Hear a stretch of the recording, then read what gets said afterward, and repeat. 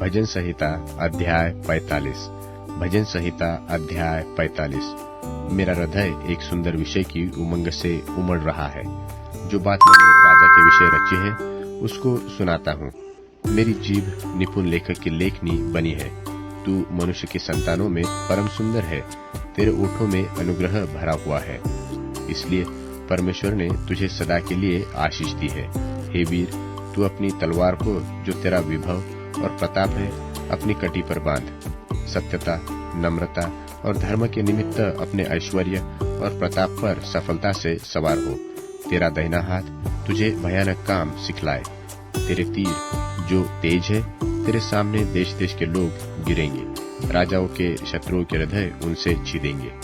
हे परमेश्वर, तेरा सिंहासन सदा सर्वदा बना रहेगा। तेरा राजदंड न्याय का है। तूने धर्म से प्रीति और दुष्टता से बैर रखा है। इस कारण परमेश्वर ने, तेरे परमेश्वर ने तुझको तेरे साथियों से अधिक हर्ष के तेल से अभिषेक किया है। तेरे सारे वस्त्र गंधरस, अगर और तज से सुगंधित है। तू हाथीदांत के मंदिरों में तार वाले बाजों के कारण आनंदित हुआ है। तेरी प्रतिष्ठित स्त्रियों में राजकुमारियां भी है। तेरी दाहिनी ओर पटरानी ओपीर के कुंदन से विभूषित खड़ी है। हे राजकुमारी, सुन और कान लगाकर ध्यान दे। अपने लोगों को और अपने पिता के घर को भूल जा, और राजा तेरे रूप की चाह करेगा, क्योंकि वह तो तेरा प्रभु है। तू उसे दंडवत कर। सूर की राजकुमारी भी भेंट करने के लिए उपस्थित होगी। प्रजा के धनवान लोग तुझे प्रसन्न करने का यत्न करेंगे। राजकुमारी महल में अति शोभायमान है। उसके वस्त्र में सुनहले बूटे कढ़े हुए हैं। वह बूटेदार वस्त्र पहने हुए राजा के पास पहुंच जाएगी। जो कुमारियां उसकी सहेलियां हैं, वे उसके पीछे पीछे चलती हुई तेरे पास पहुंचाई जाएगी। वे आनंद और मगन होकर पहुंचाई जाएगी, और वे राजा के महल में प्रवेश करेगी। तेरे पितरों के स्थान पर तेरे पुत्र होंगे, जिनको तू सारी पृथ्वी पर हाकिम ठहराएगा। मैं ऐसा करूंगा कि तेरा नाम की चर्चा पीढ़ी से पीढ़ी तक होती रहेगी। इस कारण देश देश के लोग सदा सर्वदा तेरा धन्यवाद करते रहेंगे। भजन संहिता अध्याय 47। भजन संहिता अध्याय 47।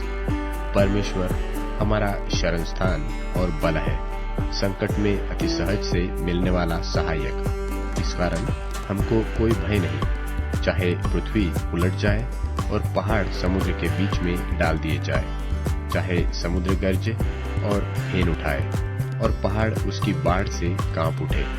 एक नदी है जिसकी नहरों से परमेश्वर के नगर में, अर्थात परम प्रधान के पवित्र निवास भवन में आनंद होता है। परमेश्वर उस नगर के बीच में है। वह कभी टलने का नहीं। पह फटते ही परमेश्वर उसकी सहायता करता है। जाति जाति के लोग झल्ला उठे, राज्य राज्य के लोग डगमगाने लगे। वह बोल उठा और पृथ्वी पिघल गई। सेनाओं का यहोवा हमारे संग है। याकूब का परमेश्वर हमारा ऊंचा गढ़ है। आओ, यहोवा के महाकर्मक देखो कि उसने पृथ्वी पर कैसा कैसा उजाड़ किया है।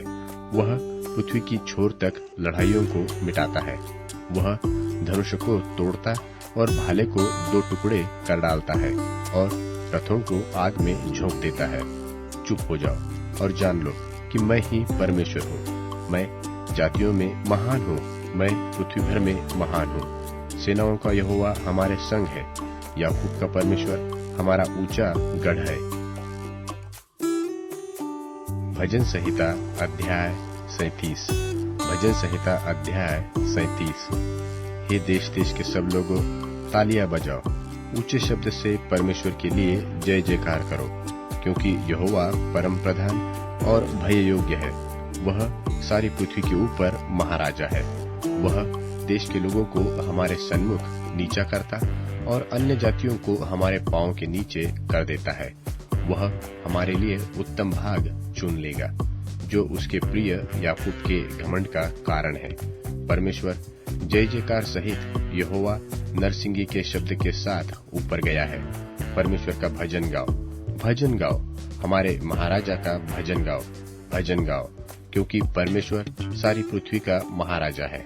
समझ बूझकर बुद्धि से भजन गाओ। परमेश्वर जाति जाति पर राज्य करता है। परमेश्वर अपने पवित्र सिंहासन पर विराजमान है। राज्य के रईस इब्राहिम के परमेश्वर की प्रजा होने के लिए इकट्ठे हुए हैं, क्योंकि पृथ्वी की ढालें परमेश्वर के वश में है, वह तो शिरोमणि है। फिलिपियों के नाम पौलुस प्रेरित की पत्री, पहला अध्याय।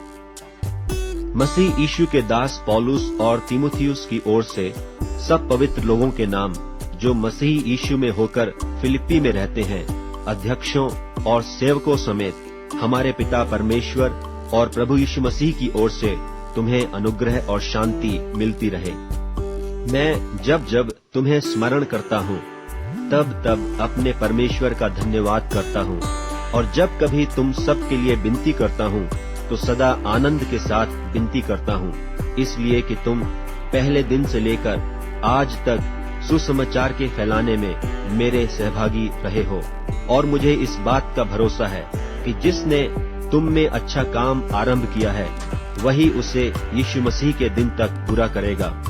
उचित है कि मैं तुम सब के लिए ऐसा ही विचार करूं, क्योंकि तुम मेरे मन में आ बसे हो और मेरी कैद में और सुसमाचार के लिए उत्तर और प्रमाण देने में तुम सब मेरे साथ अनुग्रह में सहभागी हो।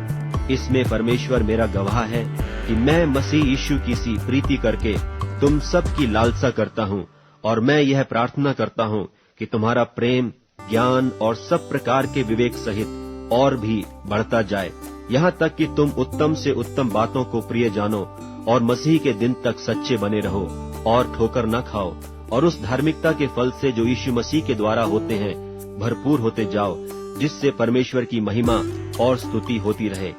हे भाइयों, मैं चाहता हूँ कि तुम यह जान लो कि मुझ पर जो बीता है उससे सुसमाचार ही की बढ़ती हुई है, यहाँ तक कि कैसरी राज्य की सारी पलटन और शेष सब लोगों में यह प्रकट हो गया है कि मैं मसीह के लिए कैद हूँ।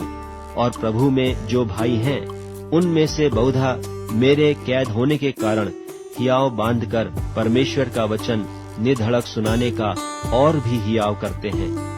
कितने तो डाह और झगड़े के कारण मसीह का प्रचार करते हैं, और कितने भली मनसा से।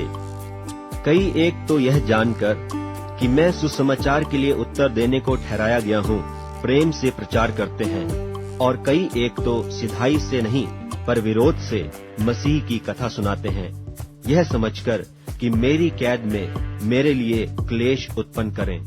सो क्या हुआ, केवल यह है कि हर प्रकार से, चाहे बहाने से चाहे सच्चाई से, मसीह की कथा सुनाई जाती है, और मैं इससे आनंदित हूँ और आनंदित रहूंगा भी, क्योंकि मैं जानता हूँ कि तुम्हारी विनती के द्वारा और यीशु मसीह की आत्मा के दान के द्वारा इसका प्रतिफल मेरा उद्धार होगा। मैं तो यही हार्दिक लालसा और आशा रखता हूँ कि मैं किसी बात में लज्जित न हूँ, पर जैसे मेरे प्रबल साहस के कारण मसीह की बड़ाई मेरी देह के द्वारा सदा होती रही है, वैसा ही अब भी हो, चाहे मैं जीवित रहूं व मर जाऊं, क्योंकि मेरे लिए जीवित रहना मसीह है और मर जाना लाभ है। पर यदि शरीर में जीवित रहना ही मेरे काम के लिए लाभदायक है, तो मैं नहीं जानता कि किसको चुनूं, क्योंकि मैं दोनों के बीच अधर में लटका हूँ। जी तो चाहता है कि कूच करके मसीह के पास जा रहूं, क्योंकि यह बहुत ही अच्छा है, परंतु शरीर में रहना तुम्हारे कारण और भी आवश्यक है। और इसलिए कि मुझे इसका भरोसा है, सो मैं जानता हूँ कि मैं जीवित रहूंगा, वरन तुम सबके साथ रहूंगा, जिससे तुम विश्वास में दृढ़ होते जाओ और उसमें आनंदित रहो। और जो घमंड तुम मेरे विषय में करते हो, वह मेरे फिर तुम्हारे पास आने से मसीह यीशु में अधिक बढ़ जाए।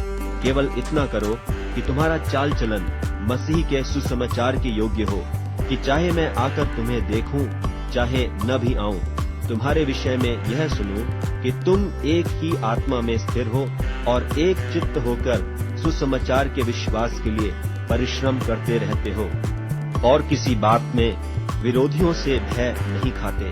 यह उनके लिए विनाश का स्पष्ट चिन्ह है, परंतु तुम्हारे लिए उद्धार का, और यह परमेश्वर की ओर से है, क्योंकि मसीह के कारण तुम पर यह अनुग्रह हुआ कि न केवल उस पर विश्वास करो, पर उसके लिए दुख भी उठाओ। और तुम्हें वैसा ही परिश्रम करना है जैसा तुमने मुझे करते देखा है, और अब भी सुनते हो कि मैं वैसा ही करता हूं।